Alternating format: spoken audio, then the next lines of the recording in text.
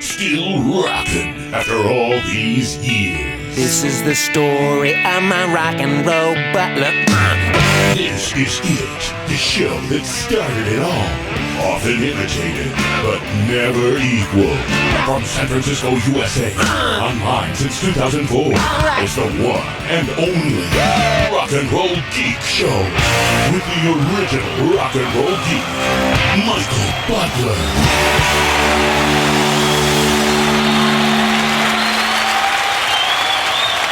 Welcome to the Rock and Roll Geek Show. My name's Michael Butler. Thanks a lot for joining me. I really appreciate it. Today is Thursday, August 16th, 2018. It's 3:33 in the afternoon when I'm recording this episode. This is day 16 of the Dog Days of Podcasting. Halfway through this exercise where I'm attempting to do a show a day for the entire month of August. And thank you for tuning in to, if you've tuned into all of them, thank you so much for doing that, friends. Takes a lot of work, I know, just to keep up with mine. So if you're liking them, I appreciate it. If you're not liking them, I apologize, friends. All right, I have I'm going to see Joan Jett. Ralph Miller took me to see Alice Cooper on Tuesday, and he got Joan Jett tickets at Saratoga Winery. She's headlining. So if she was opening for somebody, I may not go, but she's headlining. So that could mean that it's a good long Joan Jett and the Blackhearts set. And when I've seen her headline, she's always played songs that I have not heard in a while that I really like Fake Friends and even more obscure stuff than that. So I'm looking forward to it. I don't know who's opening the show, but I'm meeting Ralph Miller down in Saratoga in a couple of hours, and I'm looking forward to it. I'm on no sleep right now because I did a Mad at Dad last night, and my shoulder and arm is really killing me. I think I have something called thoracic outlet syndrome or something like that, and it's numbness all the way on the right. The entire right side of my body is like numb and not doing well, but I'm powering through it, friends. I don't want to bother you with my health problems, but yes. I have an audio comment from friend of the show, Mike Mack, who I saw at the Alice Cooper show on Tuesday. Hello. Hey, Michael Butler. How's it going? Super great. Couldn't be better. Thanks for asking. That's great. Great to hear, man. Yeah. Hey, this is Mike Mack calling in with my thoughts from the Alice Cooper show from City National Civic in San Jose on August 14th, 2018. Good. We can compare notes. Great night for rock and roll in San Jose. Did not disappoint. Found myself contemplating going. Pulled a last-minute StubHub deal. Got a half-price ticket right up in front. So nice. I was Look at that. You wait till the last minute. You get a front row seat, half price. Strong about that. Easy commute down to the venue. Just a great way to start out the night when I can get myself a really sweet deal on a ticket. Oh, by the way, when I met up with Ralph Miller at a bar. We met at a dive bar called the Cavern Club or something like that. Caravan Club, that was it. A guy was there who paid for the Alice Cooper meet and greet VIP experience. He paid, and he told me about it. So what happened was before the meet and greet, so what you do is you get there early, you get to you get a tour of the backstage area and the stage and all that from two of the girls who were in the show and maybe some other people who were from behind the scenes, and you get to see all the props and all that stuff, and you get to take pictures of yourself with the with your head in the guillotine, and then after the show, you get to meet Alice Cooper and get some stuff signed. So he was telling me all about that. He paid $500, something like that, for the meet and greet, and there were like 30 people there. So what's that? $15,000 that extra money made by doing the meet and greet. He enjoyed it. He said it was worth it to him. All right, back to you, Mike Mack. Joe, it seems like it's my MO these days is to try and get in for as little as possible and sit as close as I can to the stage, and last night was one of those nights. Yeah, that's my style, man, the cheapskate style. But hey, by the way, I have 6th row tonight for Joan Jett, so when you're paying $14 for a beer, every extra dollar in the pocket counts, you know what I'm saying? I hear you. So anyway, as I made my way to the show, I sparked up a little doob on the way in. There you go. Last night's hit of choice was Absolute Extracts. It was a nice hybrid blend. It was A little leaning on the sativa side, but Okay. had some nice taste to it. Now, And sativa, is that the one that makes you sleepy, or is that the one that makes you amped up? I don't know. Hybrid probably does both, right? nice heady effect without locking me down into my seat during the show. So this was a really great way to start out before I It was went into the vaping, show. I assume. Found my way down into the venue, walked around a bit and took in some of the pictures they had there on the walls. Historic venue, if you will, for San Jose. It's been around since early 1900s, I believe. And they redid the sound a few years back. And every show I've been to since they did the sound overhaul has been great. The sound is just so clean. Sound wasn't bad. And last night was no exception. I was up in the front and I had my earplugs in for a couple songs, but realized I didn't need them because it was just a solid mix and really clean sound coming out of the speakers. What can I say about Alice Cooper? He's been on my radar for years. The catch, and last night seemed like the perfect opportunity to go check him out. Oh, you've never seen Alice again, before? Did not disappoint. I won't go over to the set list totally, but I will talk about a few songs that really kind of resonated with me. I'll tell you the one that stood out for me, for too. For starters, $1 Billion Babies is a classic song that He has to play all that something stuff. about the way they play the guitars in that when the one comes in and then the other comes in together and they're playing in tandem. That dueling guitar thing, if you will, or the synced guitar sounds just really resonate with me and sound awesome. Just really great sound, great song, classic Cooper. Cold Ethel. What a great song that is too. That's a good one too. He had the Cold Ethel doll, which I got kicked out of Jetboy for getting caught taking a picture holding it. Cowbell, you got to love the cowbell. Heavy on the theatrics. He had the rag doll, throwing the doll all over the place, over his shoulder and cradling it and dancing with it and ultimately stabbing the shit out of it with fake knives at the end. So but that's what you expect when you go to Alice Cooper. You're going to get the theatrics and a lot of theatrical stuff going on, whether it be like the knives or the straitjacket, guillotine. Ballad of Dwight Fry with the when he did the guillotine thing and the head popped through before it was cut off. Killer. From my vantage point, I don't know, it could have been the weed, but that head looked so real before it was chopped off. Well, it was real before it was chopped off, but after it was chopped off, it wasn't real. It was just a bit of a surreal moment for me, and it just reminded me back to my younger years watching that on TV and being kind of frightened a little bit by it, but just really, really cool to see the theatrical things going on stage, whether it be the nurse with the hypodermic needle or any other number of things that happened throughout the evening. It just really, really cool stuff. I'm 18. That's a classic Cooper song. Really, really hammered that one home. The one I liked was Lost in America. That was probably my favorite song of the set. Lost in America and Ballad of Dwight Fry were the two standouts for me. And Cold Ethel was good, too. They were all pretty good. I could have done without Woman of Mass Distraction. Feed My Frankenstein even wasn't that bad, but I could have done with Woman of Mass Distraction. I could have done without Poison. I could have done without the opening number, Brutal Planet. But all in all, it was a great set. Yeah, there was another one too that I think I went to the bathroom during, and I think it might have been when I saw Mike. But song position for that one was really good. Ballad of Dwight Fry was also another one that I recall being. That was a great one. A solid tune they played. That was him strapped in the straitjacket and Only Women Bleed was good. Singing over top of a green light with a haze of smoke and just real cool stuff. It's rock theater is really what it really came down to last night at the venue. And the band was great too.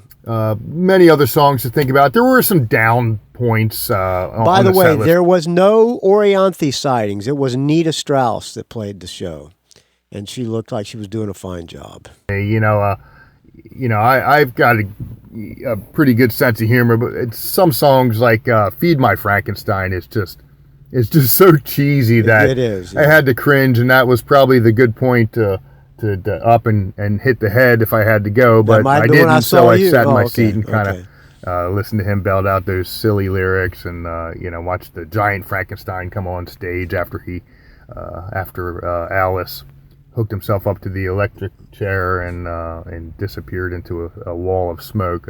Again, the theatrics, top notch. It was definitely worthy, but that wasn't one of the highlight songs for me. But there were other songs that came through. Hard rocking. His voice was in great shape. Let's talk about the band. The band was very tight. Obviously, none of the original members from the Alice Cooper band, but they were great players. Everybody knew their role. They played solidly. Pretty much younger than him, as you'd expect. Everybody played their part. I guess it was 3 guitarists, a bass player, drummer, and Alice. Ryan Roxy, Nita Strauss. Who's the other guy? Who's the band? He's kind of the band leader, the musical director. Is it Tommy Hendrickson or something like that? He plays in Hollywood Vampires too. And Chuck Garrett was on bass. He played pretty much. He's probably the guy who plays. Of all the people he's ever had on bass, he's the one who plays closest to Dennis Dunaway, who, by the way, I'm supposed to interview on Saturday, so please keep the Dennis Dunaway questions coming, please. Thank you. Yeah, Michael Butler. The highlight for me out of that band was Nita Strauss, the guitar everybody player. seems to think she's the highlight for everybody. Not me. She's the weak link of those guitar players. She's just a shredder and poser to me. I think I like Ryan Roxy the best. Oh my God, she's just the total package.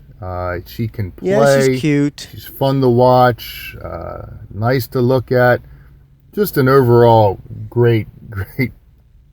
She's the only one who entertaining gets a solo. Presence on that stage alongside Alice. I couldn't stop watching her running around from side to side and maintaining the guitar leads when she played them, and just looked like she was having a great time. And she did that guitar solo, and she started working that whammy bar during the one song, and the thunderous vibe coming through the speakers.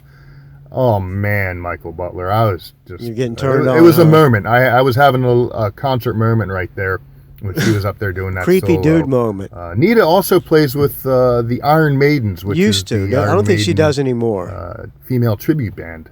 Great player she is, and last night she's a did not shredder. disappoint by any. She's a Satrion. She's a Steve Vai. That was a highlight for me with the band. The crowd was into it. Crowd was rocking. As we mentioned, or as you mentioned, not a lot of people there, and kind of a before big... it started, I looked in the crowd. It was about half full, and I looked during the show, and it looked like it filled up to about maybe 2/3 venue, maybe, for him at this stage of his career.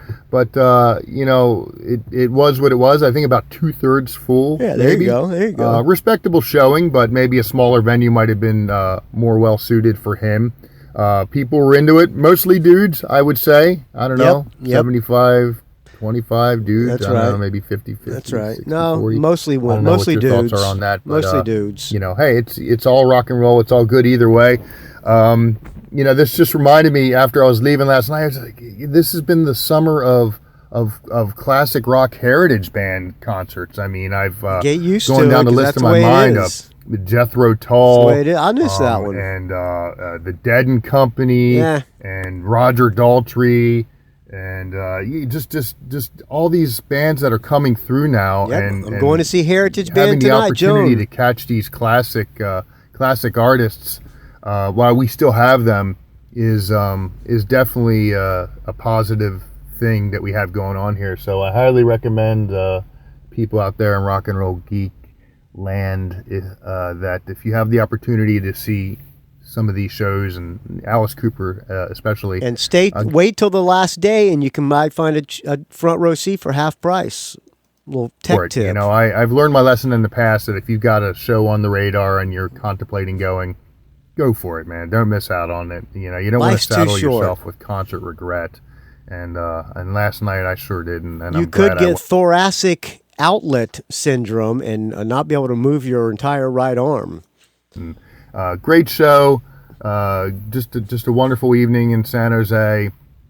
Not much else to say, Michael Butler. I'll be interested to hear your take on the show. Again, great time. And that's about it for now, man. So I'll talk to you later. See you next show. There you go. Good times. Bye. It was nice to see Mike Mack. I saw Mike Mack, friend of the show. I saw Todd Cunningham, friend of the show.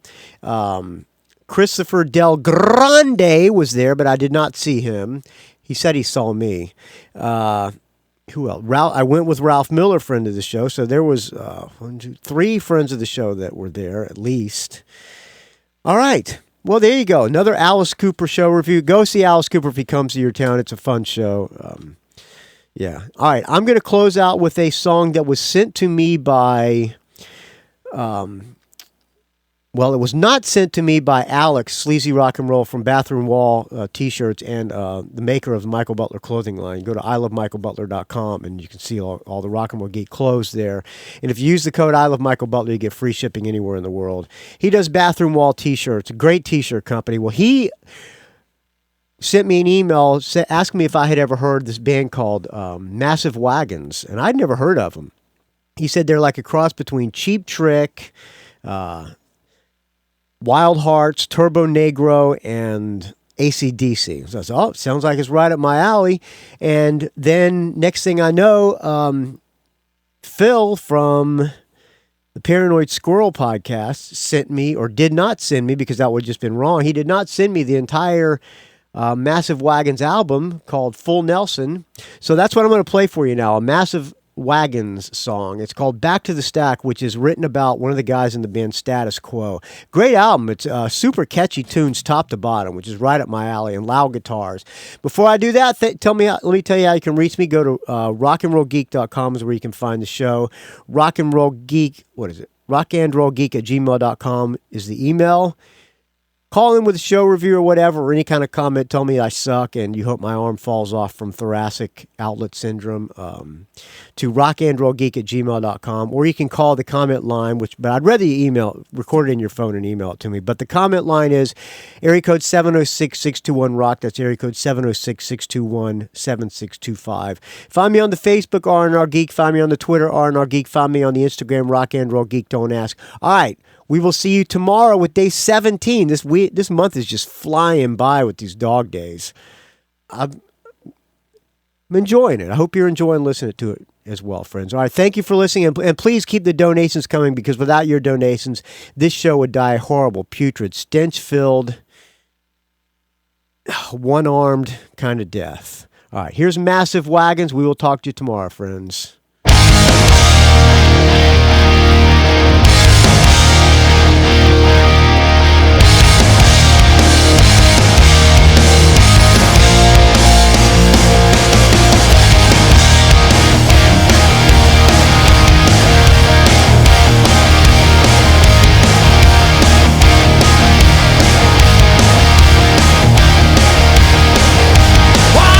Stage right, train pop, Denny and Deuce.